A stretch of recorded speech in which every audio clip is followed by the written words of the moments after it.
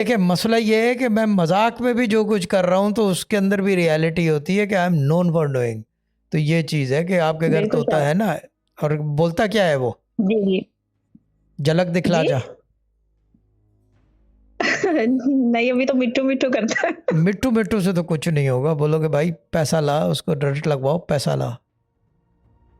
अच्छा ठीक है शाह जी, हाँ, ठीक है। रट लगवाओ उसको बार बार, जो है ना, तोते अगर पाले हैं आपने तो तोते वालों के जितने लोग हैं जी वो जी। तोते को रट लगवाओ, पैसा लाओ, दैट्स इट।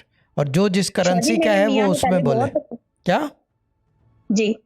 मेरे मियाँ ने पहले बहुत रखे थे तोते, ये जो लव बर्ड्स वगैरह होते हैं ना, फिंचेस वगैरह और कॉकटेल्स वगैरह, लेकिन फिर वो कुछ मर गए, कुछ बिक गए, कुछ किसी ने चोरी कर शादीशुदा लिए। होने के बाद तो आपके शौहर ने लव बर्ड रख लिए थे? क्या बात है यार, बड़ा ही बहुत अच्छा रिश्ता है आप दोनों का। मैंने तो यकीन करे, मैंने हेट डॉग रखा हुआ है यहाँ पे शादी होने के बाद, वो भी हेट डॉग। हे लव बर्ड नहीं, हेट डॉग, कि पता चला कि शादीशुदा आदमी लव लुव का कोई काम नहीं होता। ठीक है ना।